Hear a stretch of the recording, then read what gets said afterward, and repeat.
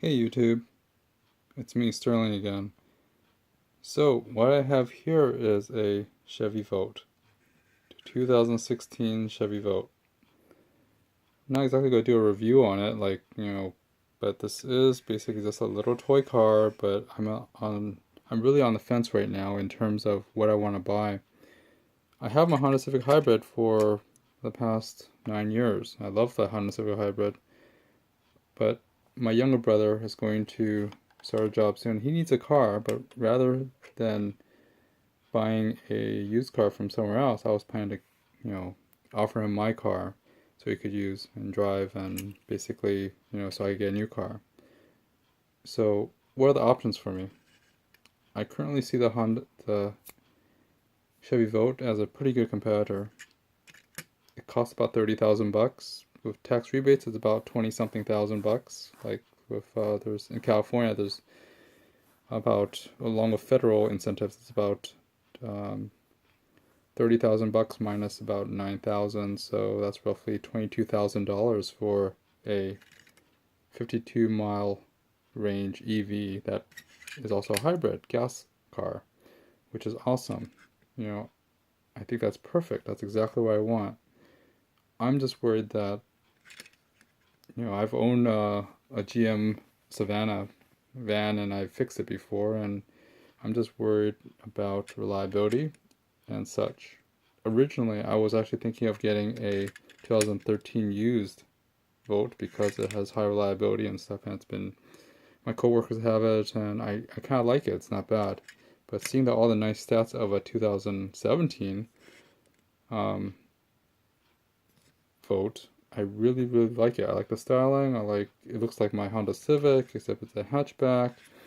The cargo space in the back kind of sucks. It's still the same amount as my Civic, which is about 10 cubic feet, which I'm not happy about. But the fact that you actually could put larger items in the back was good. But at the same time, I want to buy it because, I want to save the environment. I want that 50-mile range, so I could charge. And it's all good. My second option is to get a Scion FRS or Subaru BRZ. Now this is kind of exaggerated, but it does go fast. But yeah, I'm thinking a Scion or that or a BRZ. It still costs about $25,000, roughly the same price as the Chevy Volt. But it's fun and it should be pretty reliable since it's a Toyota or Subaru. Of course, there is the other option of spending, $25,000 and buying myself a used Porsche, which is nice. But again, like a used Porsche Boxster for $20,000, that would be awesome again. But maintenance costs and stuff, it's more like to get it out of my system to own a Porsche or own a really cool sports car. Yay! But no, that's actually not a good idea. I don't plan to do that because I need to have a car that lasts for another 8 to 10 years, just like my Honda Civic. So, that's not kind of out of the picture too. So, lastly, I was thinking, may I get a IQ or a smart car? Now, this costs about probably around $15,000 to $20,000, but it only seats two. Can't hold much of anything, but it does look cool and it is pretty. It does 40 miles to a gallon. Well, so does a Honda Civic Hybrid or a Honda Civic, or this guy too, the Chevy Volt. It also does 42 miles to a gallon, but with the battery, I'm thinking it's a lot more efficient. But even if I leased a smart car, even a plug-in electric one, it only has a limited range of probably around 80 miles or 90 miles, and I don't think that's very viable because since my commute's about 30 miles every one way, so the Chevy Volt would have been a great answer to that. With a Honda Civic Hybrid, I'm only using about 2 gallons a day anyways to do my commute. Basically, I get a good 40 miles to a gallon going to work, and so roughly it's around 2 gallons. So that costs about, in California, a gallon of gas costs about $2.50 or so. So that's like $5 a day. Wait, is it? Yeah, $5 a day roughly. But if I use the Chevy Volt, it will be zero because I'll just charge. Actually, it's not zero. when going to Southern California Edison, I was checking the pricing on it. You know, I could technically charge up at work and save half my fuel cost. But at the same time, looking at the Southern California Edison website, they actually have a calculator for the plug-in vehicles, and it would actually cost me about, I think about $250 per charge or more because of the high rates at night. Because where I rent doesn't have a rates based on time of day. It's just a cumulative cost rate. Is not a time of day cost rates. So either way, I'll be basically going to a tier 2 or tier 3 level of charge of utility bills for my electric bills. So that's going to easily cost me about probably $100 to $150 a month just to charge my car, you know, for my daily drive. So it doesn't really make sense since my Honda Civic already cost me about $80 to $100 of gas every month. So it's going to be a wash, pretty much a wash, except for the fact that I have to pay more insurance on a new car and licensing fees on the new car. And since I'm in California, insurance is quite pricey for a Honda Civic or a Chevy Volt or anything for that matter, because a lot of people drive here. So long story short, I really don't want to buy a new car because of the cost.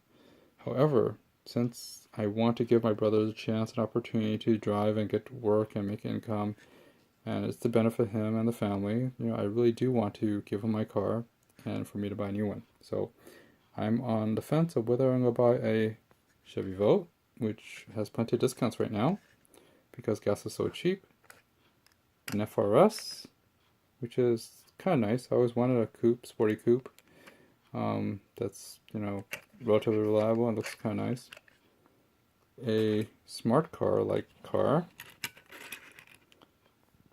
which reminds me of a Fiat.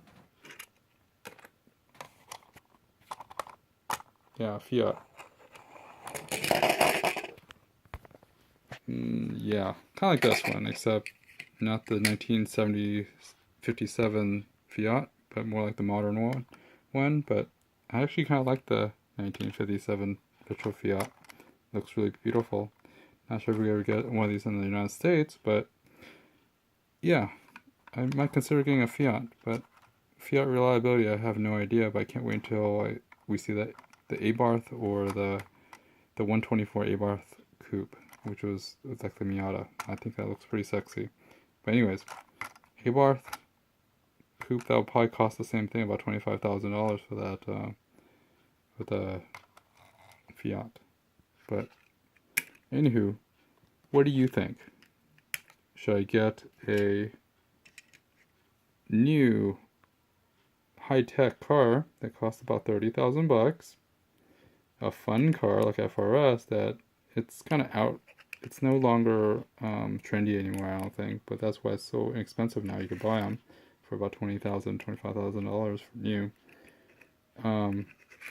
Another alternate vehicle, like, you know, a plug-in smart car, or another Honda Civic that looks just like this guy, except just turboed or something else that still costs about $25,000. This thing costs about $30,000, but minus $9,000 for rebates, federal rebates. Or should I get a Prius, something in between? Like if these two were to, you know, well, actually not this guy, but more like if Toyota was, you know, making a plug-in hybrid, you know, I think I might have bought it, but they don't have the plug-in Prius anymore. They're finally coming out with one. So anyways, long story short, what do you think? Get another Civic, get a Chevy Volt, get a FRS, or get some alternate vehicle that looks really hip and cool. Anyways, let me know. Leave your comments below there, and like, comment, subscribe. Thank you. Bye-bye.